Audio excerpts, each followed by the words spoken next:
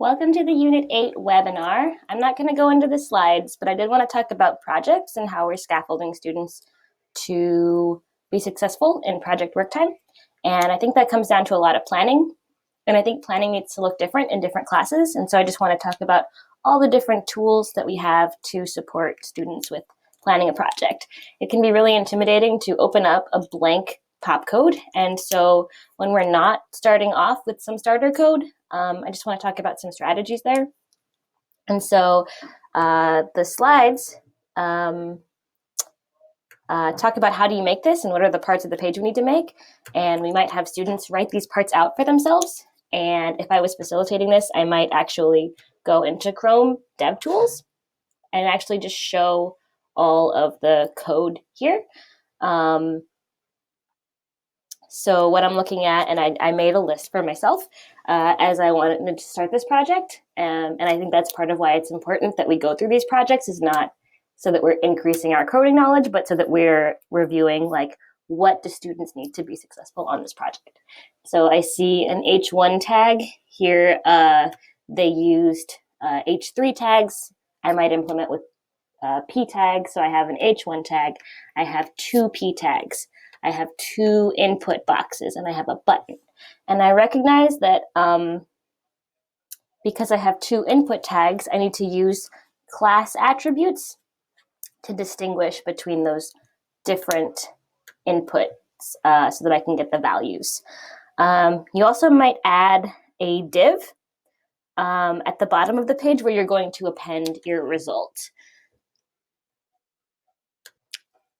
So I would start off this lesson by just going through what are all the HTML components that you need to make this project. And then I would work with students to identify what kinds of questions we want to ask, because that's another thing that proves to be really tricky with this lesson, because we want to have one question that asks for a numeric response and one question that asks for a string, so that we're using some string methods and that we're reviewing what we've gone over with numbers and different value types that we can get. It's a really great way to reinforce that concept for students. So after going over all the HTML and planning out the content on the page, it's time to get into the JavaScript. The JavaScript planning resource is really helpful, so I won't get into that, but I did want to actually jump into the project and talk about how I would plan it out. So I'm going to go ahead and open up Pop Code and close the developer tools, because I won't need them anymore. Always want to be prompting students to make sure they're logged in to save their work and giving projects a meaningful title. And then it's time to start coding. So I'm going to go ahead and code the HTML. I'm going to pause here and give you a chance to code your HTML for this project. Okay, so I just took about a minute to add all this HTML to my page here. I did want to highlight some attributes, because a lot of my programs right now are in Unit 4, and I'm sometimes having a hard time thinking about how to justify, like, why is it important that we're learning this? So the lesson we just went through was having multiple class attributes, and this is a place, or multiple HTML attributes, excuse me, and class is one of those.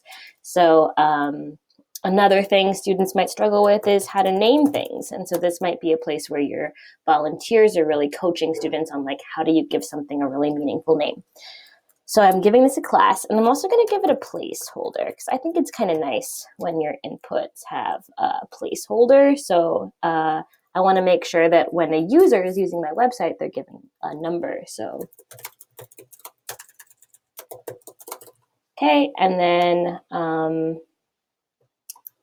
I'm also going to make sure that my other input has a class.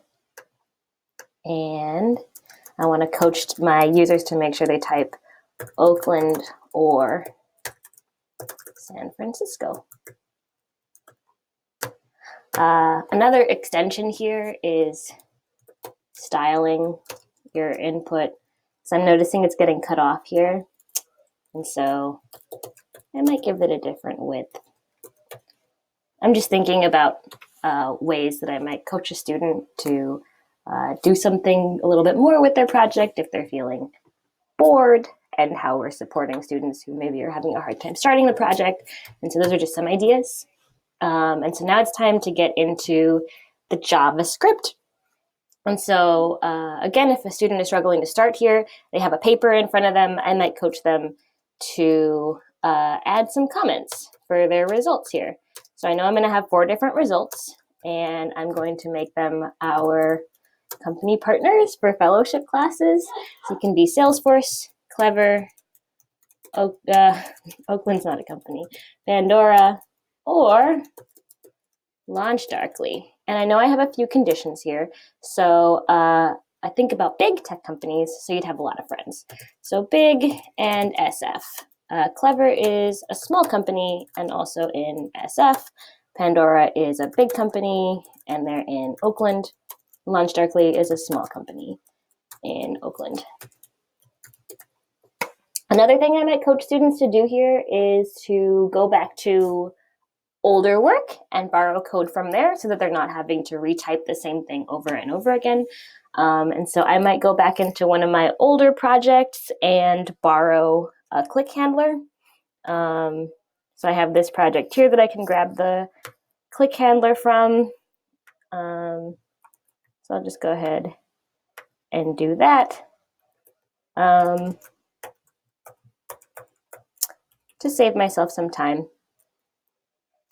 And I know I need to enable the jQuery library. So the first thing that I'm noticing here is that I have another skill that I might need to reinforce as I'm getting into this project. This is actually the Unit 8 project. Oh my goodness. I'm thinking about last year. Okay, so I need to be able to type in some kind of input here and get the value. So if students are still struggling with this, we need to make sure that we've addressed that before we get to this next project so that they're not continuing to struggle. So I'm going to go ahead and do that. I'm going to grab my values and then I'll come back. Okay, so I just went ahead and did that first step there where I declared my 2 variables. And I also did a console.log statement for each of those variables just so I can test. So I'm going to type a number here and I'm going to type San Francisco and not misspell it. And I click the button and I can check the console and make sure that I'm getting values. I see here that 3 is in quotes, and that tells me it's a string, and that's going to be important later. And so this might be something that you're working with students with, or that you're coaching volunteers to do work with students with. This is one of the first testing tools that they have to them, is using console.log, and it's going to come up in this project for sure. So now we're getting into the meat of Unit 8. No offense to any vegetarians out there. So I'm going to take this pre-planning that I did and I'm going to throw it into my click handler. And I'm going to start writing my conditionals. My first condition is if num friends is greater than 5, and this is a compound conditional, so I have this and statement, or and here, and the city is San Francisco.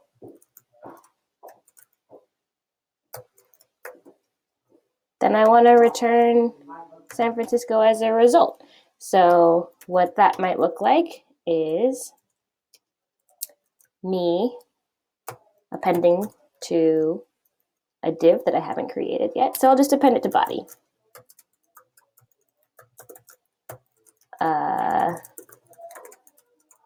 And this is another place it's really great for extensions because we can add pictures of Salesforce. Okay, so I went ahead and made a few updates. I added a div with the class of result, and what that does is it brings it down into a new section, and I paused for a minute because, you know, we work life, lots of things happening. So I'm going to go ahead and write out 1, 2, 3 more else if statements, and then I'll come back and I'll give you a chance to write those else if statements as well.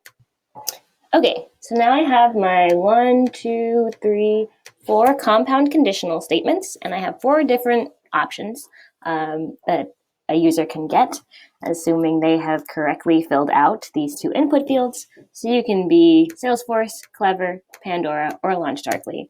And as another extension, you might ask students to give kind of like an error message of like, sorry, try again.